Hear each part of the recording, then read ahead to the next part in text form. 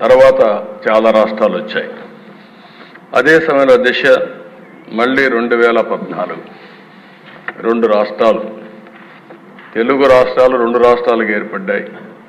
ఇవన్నీ చూస్తే ఎన్నిసార్లు ఒక పర్మనెంట్ అడ్రస్ లేకుండా మనం ఇబ్బంది పడ్డాము. ఇది ఒక ఆలోచన మాత్రం ఆ దిశ. ఈరోజు మనం చూస్తే 10 ఏళ్ళు అయింది. 10 ఏళ్ళు అయితే రాజధాని ఏది అంటే మనం చెప్పుకోలేని పరిస్థితి. అంటే మొన్నటి వరకు మీరు చూసే దిశ 5 ఏళ్ళు అమరావతి అనుకున్నాం, 5 ఏళ్ళు 3 రాజధానులు ముచ్చటొచ్చింది. ఏది రాజధాని చెప్పలేక అవమానం పాలయ్యే పరిస్థితికి వచ్చావు దిశ.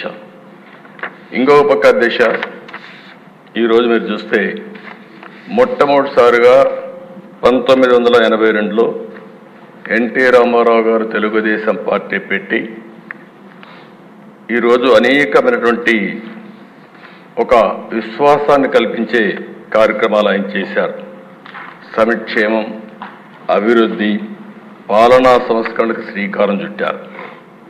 తెలుగు జాతి అనేది అప్పటికి మదరాసి అని పిలిచే పరిస్థితి నుంచి మొట్టమొదటిసారిగా తెలుగు జాతి ఒకటి ఉందని ప్రపంచానికి చాటి చెప్పిన నాయకుడు నందమూరి తారక రామారావు గారి దిశ ఎన్టీఆర్.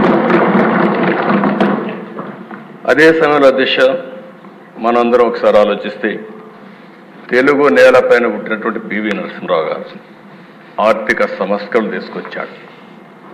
ఇప్పుడే మిత్రులు పవన్ కళ్యాణ్ గారు చెప్పినట్టు పింగళి వెంకయ్య గారు మన జాతీయ ఎజెండా రూపకల్పన చేశారు. ఇలాంటి చరిత్ర ఉండే మనం చూస్తే ఇప్పటికి కూడా ఈ రాష్ట్రంలో అనేక ఇబ్బందులు వచ్చి కనీసం ఈరోజు బడ్జెట్ కూడా పెట్టుకోలేక ఆర్థిక ఇబ్బందుల వల్ల మళ్ళీ ఒక 2 నెలలు టైం తీసుకొని పెట్టుకోవాలని ఆలోచించే పరిస్థితికి వచ్చాం. ఇంకో పక్క దిశ పివి నరసింహరావు గారు తీసుకొచ్చిన ఆర్థిక సంస్కరణలు ఈ దేశం యొక్క